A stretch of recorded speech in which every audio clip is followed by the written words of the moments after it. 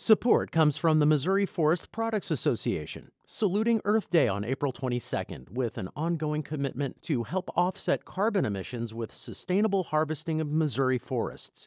Details at choosewood.com. Welcome to St. Louis on the Air. I'm Sarah Fenske. 5 years ago, Champale Anderson began distributing free snack bags to the kids in her neighborhood. She lives in North St. Louis City, and she could tell the students in the neighborhood were hungry. But after years of supplying the snacks with her own money, earlier this summer, Anderson set up a GoFundMe campaign. She called it Champ's Teardrops Free Snack Lunch, and she set a goal of $1,500. The campaign ended up being a smash hit. As of this morning, Anderson has raised $59,665, and that amount continues to climb. Joining me in the studio to talk about Champ's Teardrops free snack lunches is Champale Anderson. Champale, thank you so much for joining us. Thank you for having me. So what first gave you the idea of offering these snack bags? Well, because I have a lot of kids, and they would bring their friends over. And I noticed that they would be hungry. They had never had a problem asking me for something to eat because I would give it to them. Well, I just decided to do that. You know, the good Lord just kept putting it in my head. I kept ignoring it for a long time, but I went ahead and did it. And each day I would just wonder, like, how would I provide this for them? So I started making peanut butter and jelly. I would take my change, and it just went from there.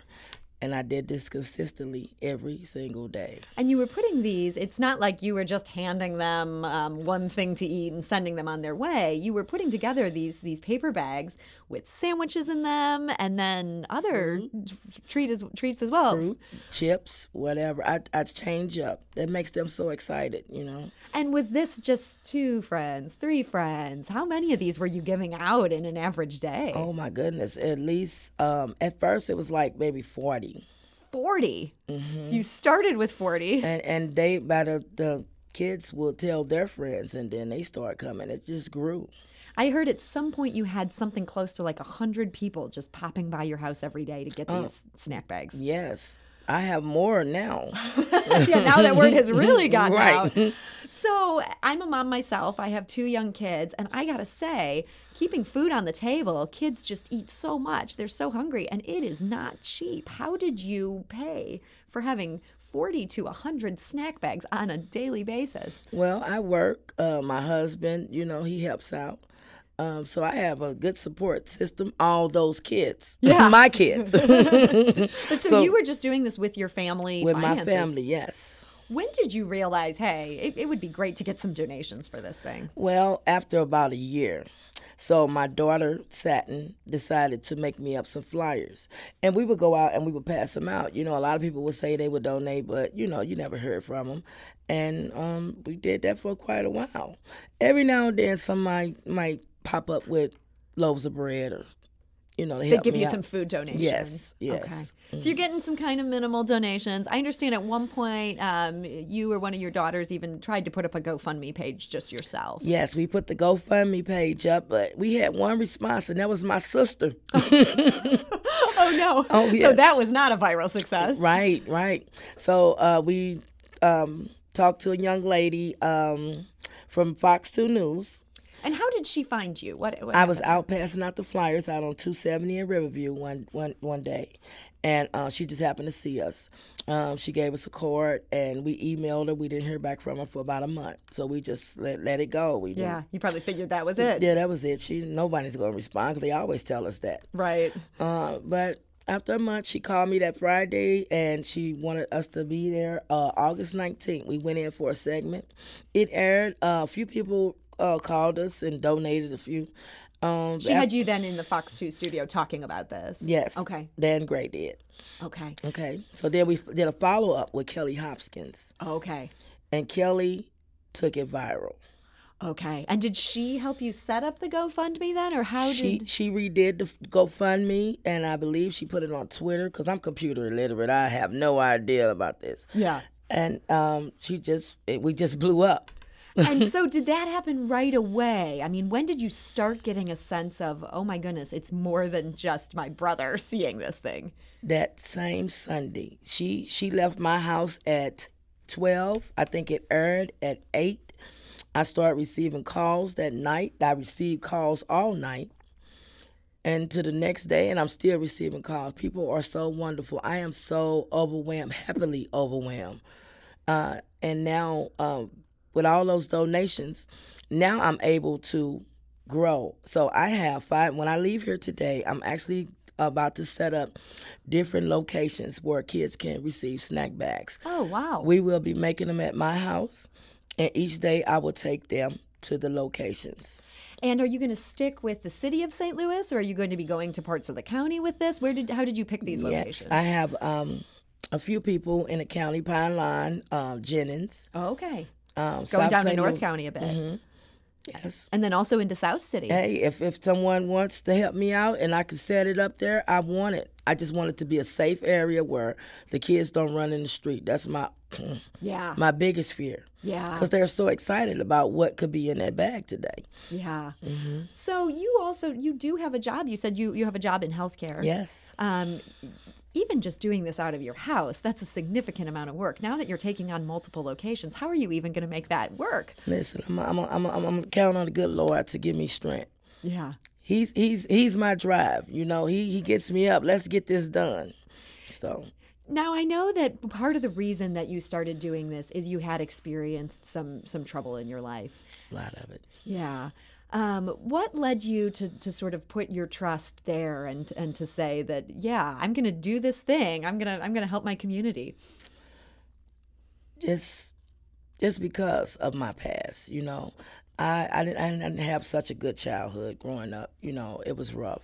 Mm-hmm. And I made some bad decisions. Mm-hmm. I just grew, and the more I grew, I knew, you know, my grandmother took us to church every single day. I went to church, so, you know, I'm a God-fearing woman. I know who I need to talk to when I need to, you know, when I'm in trouble. And I got locked up. I received a case in 2004 on receiving stolen property. And it just kind of, I gave it back. It just went beyond where it needed to be. And I got locked up that last time. I was sitting there and I said, I know this is not what you want from me. What it is, what is my purpose? You were saying this to God? Yes. And he gave that to me. And like I said, I ignored it. I got out. I didn't stay locked up for long. Yeah. I got out. Yeah. And I just changed my life. And at that point, you sort of felt him calling you to help feed kids, or you just knew that he had some purpose? I knew. Well, let me explain. I have been dealing with children throughout my life. I kept my sisters and brothers.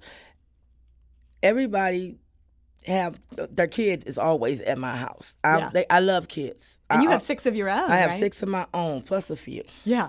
Mm-hmm. Yeah, so these kids were always around. Yeah, all the time. So when you realized there was a purpose in your life, it makes sense that you would see it there in these kids. Because that's my calling. Because I talk to kids, you know. I play with them. I'm serious with them also. And they love me. They respect me. You know, they come to me. I have kids in the neighborhood. If they feel like something is wrong, they'll come and tell me. They know they can talk to you. They know. A young lady came the other day. She said, Miss Champale, it's a white van down there. He keep looking at us. I said, wait a minute. I was passing out back. I said, okay, just stay right there. We're going to go check it out. That made me proud that she thought enough of me to... That she could trust you. Trust me to make sure. She said, could you watch us go home? I watched them go home, and I watched him too. Yeah. You got him out of where he was. I'm sure that the kids appreciated that. Yes. So you've got this sense of calling, but why do you think it is that this ended up taking off to the point that it did? What about this particular campaign? Everybody's asking for money. And as you say, you had been out there before trying to get people to pay attention to this. What do you think about this campaign touched people so much? That they knew that I was passionate about what I was doing, and I am. I imagine the fact you did it for 5 years without getting any funding, that could get people's attention. Yes. And I believed everything was getting set into place. My daughter went to college. She could help me out with a lot of business decisions. And, you know, it just all came into play. And now you're going to have this big operation. I mean, as much as though $59,000 sounds like a ton of money, that's not a limitless supply. How long do you think you'll be able to keep doing these multiple locations? I hope as long as I can. Do you think you'll keep the GoFundMe open, or? I have no idea. Yeah. I don't know. I just know that's really not a big deal to me. That money, I did it without that. Yeah. So that don't mean you can't miss what you never had. Money doesn't mean anything to me like that. I'm happy to get it. I'm happy to get the help that I need for my babies because I'm gonna keep this going, whether or not I have a GoFundMe page or not. Now, you live in a part of the community that doesn't always get the resources that other parts of the city get. And I'm sure that's why you had to draw on your own strength to do something like this. What would be some other needs in your community that you'd like to see other people tackle? Just the sort of bread and butter type stuff that made you say, hey, kids are hungry after school. Right. And I would like to just have a rec center for these kids. I need these kids to get off these streets. It's so much violence going on right now. And you know what? That's because we have lost them somewhere. There's nothing to do. They have organization, Herbert Hoover, Matthew Dickey's, Wesley House. But a lot of those places, you can get in as a member for free.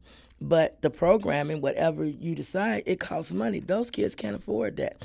I want to take them on field trips. My husband, my family, we go fishing all the time. We like doing things. I have walked to the science center with all my kids. Yeah. Every Saturday, I would get up to take them somewhere. Yeah. And that's what I want to do for these kids. Show them different. I need them to stay focused on the brighter light. Yeah, and that's obviously something where you can't just take 100 kids to the Science Center. No. But maybe some of these people that have helped with your campaign, maybe now they'll want to step up and find a way to help with, say, a recreation center. I truly hope so. Yeah. Maybe this thing that you've begun is something that can be even bigger than what you've started. Absolutely.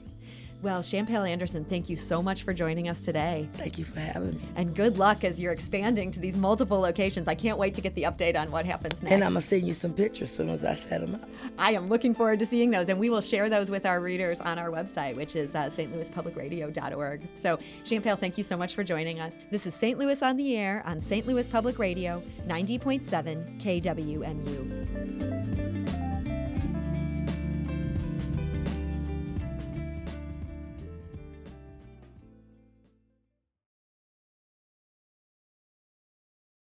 Support comes from the Missouri Forest Products Association, saluting Earth Day on April 22nd with an ongoing commitment to help offset carbon emissions with sustainable harvesting of Missouri forests.